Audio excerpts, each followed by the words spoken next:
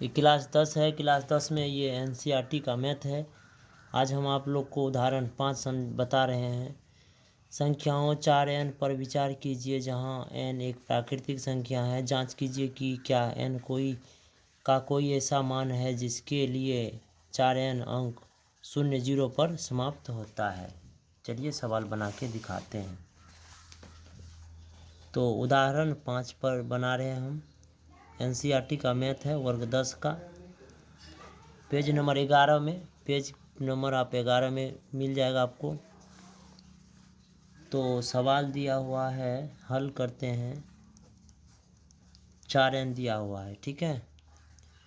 4n को आप 2 गुना 2 power n ले सकते हैं, ठीक है।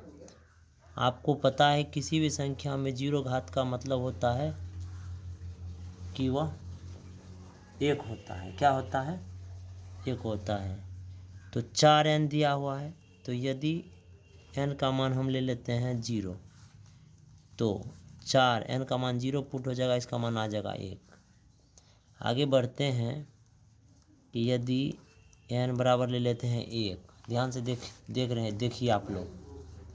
तो 4n दिया हुआ था, तो 4n का मान अब कितना है? 1 है, तो 1 लगा दीजिए, ये 4 आ गया। अपने मन से आप लीजिए n का मान 2, क्या लेना आपको? 2। तो 4n का मान यहाँ 2 लगा दीजिए, तो 4 गुनी 4, ये हो गया आपको 16। आगे बढ़ेंगे, यदि n बराबर 3, तो 4n पावर 3 लेंगे, तो 4 गुना में कितना बार होगा? 3 बार होगा, तो 4 से 16, 16 चौका 64 हो गया। आप देख रहे हैं कि n का कोई भी मान ले रहे हैं तो इसका आंसर जो होता है 0 नहीं आता है। देखिए यहाँ पर 64 आ गया, यहाँ पर 16 आ गया, यहाँ पर आपका आंसर 4 आ गया, यहाँ पर 1 हो गया। तो n का कोई भी मान रखेंगे तो इस सवाल का हल 0 नहीं होगा। तो इसीलिए आंसर लिख देंगे। इसीलिए n का कोई भी मान रखने पर, कोई भी मान रखने पर इस संख्या का अंत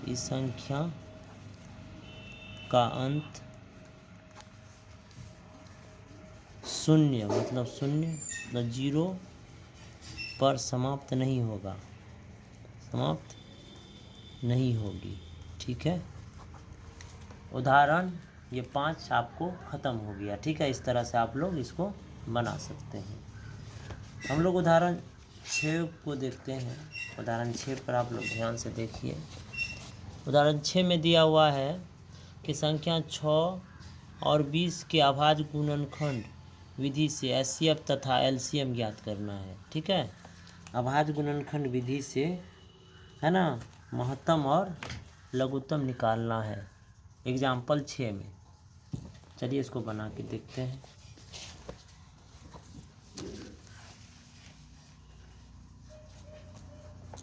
उदाहरण 6,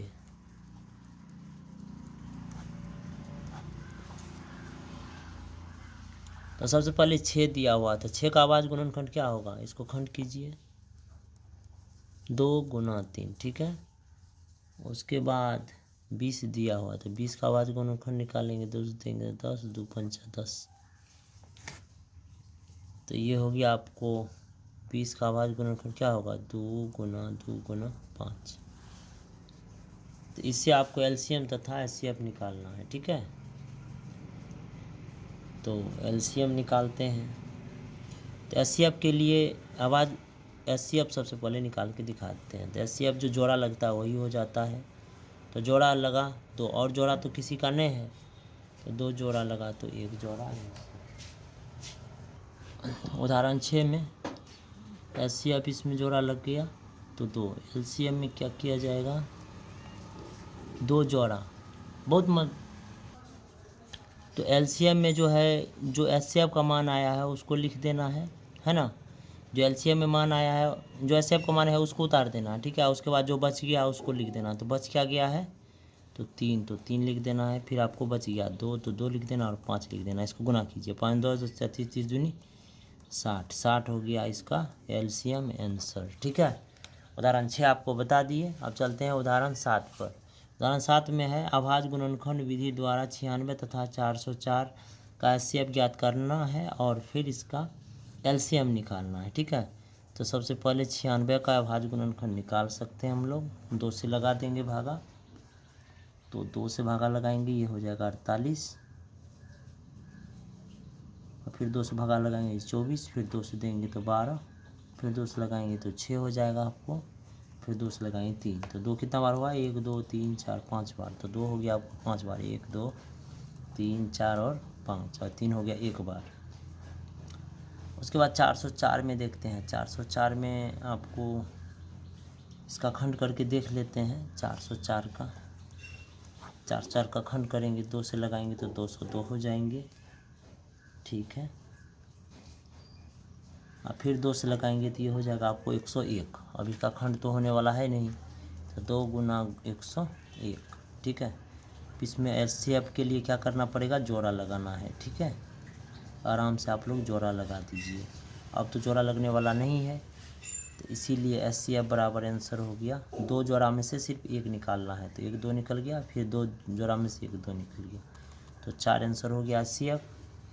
LCM निकालना है। ठीक है, उसके बाद LCM भी बोल रहा है निकालने के लिए, तो LCM में क्या करना आपको, ये जो HCF का मान लाए हैं इसको उतार देना। जैसे ये 4 लाए ना HCF का मान, इसको उतार देना है, और उसके बाद जो बच गया है जिसमें आप जोड़ा नहीं लगाए हैं उसको उतार दीजिए आगे में। तो देखिए 2 3 बार है, यहाँ लिख दीजिए 2 3 बार लिखाएगा, 1 3 एक ही बार है, एक ही बार लिखाएगा, और 101 एक ही बार लिखाएगा। इसको आप गुना कीजिएगा तो ये हो जाएगा आपको 96 और 96। ठीक है, ये आपको आंसर हो गया। ठीक है, 96 96 सही है, इसको आप लोग नोट कर लीजिए। उदाहरण 8 है। उदाहरण 8 में है संख्या 6 72 तथा 120 का अभाज्य गुणनखंड विधि द्वारा HCF तथा LCM ज्ञात करनी है। तो 6 का अभाज्य गुणनखंड सबसे पहले निकाल देते हैं, तो 2 गुना 3 ये हो गया। उसके बाद 72 का अभाज्य गुणनखंड निकालेंगे तो क्या सब होगा।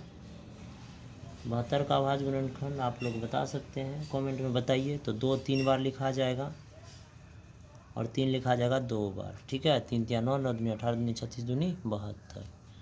उसके बाद आ जाते हैं 120 पर। तो 120 में आपको 2 लिखाएगा 3 बार, एक बार 3 लिखाएगा, एक बार 5। तो सबसे पहले HCF इसका आंसर देना है, तो जोड़ा लगाना है। क्या लगाना है, जोड़ा। तो देखिए ये तीनों में 2 मिल रहा है तो जोड़ा लग गया। उसके बाद फिर देखिए 2 तो नहीं मिलेगा, अब मिलने वाला है 3, तो 3 तीनों में है, जोड़ा लगा देंगे। अब जोड़ा कहीं से भी लगा सकते हैं, इस रूप में हम जोड़ा लगा दिए। तो HCF में 1 2 निकल गया है ना, जोड़ा इतना 2 में से एक ही 2 निकालना है, और 3 2 में से इतना 3 है तो एक ही 3 निकालना, जोड़ा में से सिर्फ 1 निकलता है। तो HCF 6 आंसर हो गया। अब LCM में क्या करना है, यहाँ से ध्यान से आप देख सकते हैं। इसमें ऐसा नहीं करना है कि इसमें जो इससे पहले वाला जो आपको उदाहरण 7 6 में बताए थे, उसमें बताए थे कि जो HCF का मान रहा था उसको यहाँ उतार देना है, और उसके बाद जो बच जाता है, जो जोड़ा नहीं लगा रहा होता, उसको गुना में लिख करके हमें आंसर दे रहे थे। लेकिन 3 ठो वाला जो आएगा तो उसमें ऐसा नहीं करना आपको, इसमें ऐसा रीजन है नहीं। ठीक है, सिर्फ 2 ठो वाला आएगा, जैसे 2 संख्या रहेगा उसका बोलेगा अभाज्य गुणनखंड विधि से HCF या LCM निकाले, तो उसमें आप लोग वो अप्लाई कीजिएगा, वो फार्मूला जो हम बताए हैं कि वही HCF को यहाँ उतार करके ऐसे LCM में 1 दे देना है। लेकिन अगर 3 अंक रहेगा तो उसमें ये फार्मूला काम नहीं करेगा। उसमें क्या करना है, तो इसके लिए LCM में ये देखना है कि इसमें जो अधिक बार आया है वह 1 बार लिखाएगा। तो अधिक बार देखिए इसमें क्या आया है, तो सबसे पहले इसमें 2 देख लेते हैं। तो 2 अधिक बार आपको 3 बार आया है। देखिए यहाँ भी 3 बार है, यहाँ भी 3 बार, यहाँ इसमें 1 ही बार है, तो 3 बार 1 ही बार लिखाएगा, 2 गुना 2 गुना 2। आगे बढ़ेंगे, अब और देखते हैं कौन संख्या अधिक बार आया है। तो अधिक बार आया है 3, तो 3 कितना बार आया है, तो 2 बार, तो 2 बार ही लिख देंगे। और उसके बाद है 5, तो 5 एक बार आया, 1 बार लिख देंगे। अब इसको गुना कर देंगे, 5 15 15 45 दूनी 90 90 दूनी 180 180 दूना कितना होता है, आप लिख सकते हैं 0, और 360 कितना हो गया 360। तो 360 इसका आंसर हो गया। ठीक है, इसका आंसर हो गया 360। तो LCM आ गया 360, HCF आ गया कितना आपको 6। अब ठीक है, आपको वीडियो कैसा लगता है कृपया हमारे चैनल को सब्सक्राइब करें। BBC स्टार क्लासेज को आप लोग सब्सक्राइब करें। आज का वीडियो हम यहीं पर रखते हैं। धन्यवाद। अगले नेक्स्ट वीडियो में आपको 1.2 का पढ़ाई होगी। धन्यवाद।